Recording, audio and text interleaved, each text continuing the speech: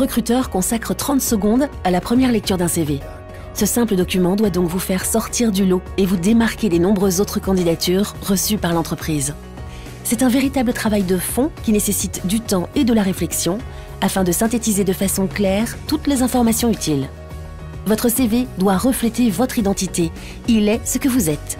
Mais attention, ne faites figurer que les éléments de votre profil professionnel. Laissez de côté votre vie privée. Prêt? Commencez par indiquer vos coordonnées. Votre photo n'est pas obligatoire, mais si vous décidez d'en mettre une, qu'elle reste sobre et professionnelle. Exit les photos de vacances. Il est recommandé d'indiquer le poste que vous recherchez, celui dans lequel vous vous projetez. Il montre que vous avez un objectif précis en tête. Si vous recherchez un CDI, parlez en premier lieu de vos expériences professionnelles. Valorisez celles qui sont significatives pour le poste visé. S'il s'agit d'un stage ou d'un apprentissage, commencez par votre formation. Soyez honnête, inutile de vous survendre. Votre CV doit être fidèle à ce que vous êtes. Donnez des preuves concrètes, oubliez les formulations vides ou les compétences fourre-tout comme capacité de travail importante et je suis autonome. Indiquez comment vous avez personnellement contribué au bon déroulement de vos missions et pensez à mettre en avant les détails qui peuvent vous distinguer des autres. Attention, commencez toujours par vos dernières expériences. Vous n'avez pas beaucoup d'expérience? Qu'à cela ne tienne, mettez en avant les activités au cours desquelles vous avez développé des compétences professionnelles. Bien. Et maintenant, comment bien parler de ces expériences?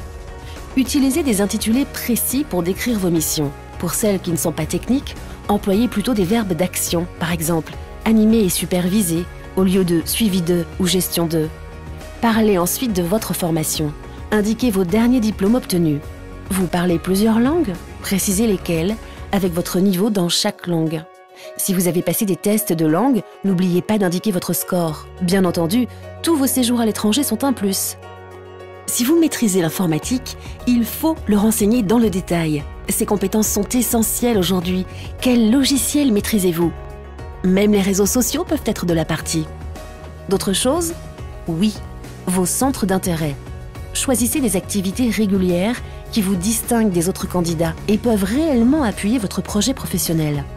Par exemple, si vous avez été dans un club sportif, mettez alors en avant votre esprit d'équipe. Ce n'est pas terminé. Pour la plupart des postes, il vaut mieux privilégier une forme sobre. Le CV doit tenir sur une page A4 et rester lisible. Adoptez une seule logique de présentation, aérez vos paragraphes.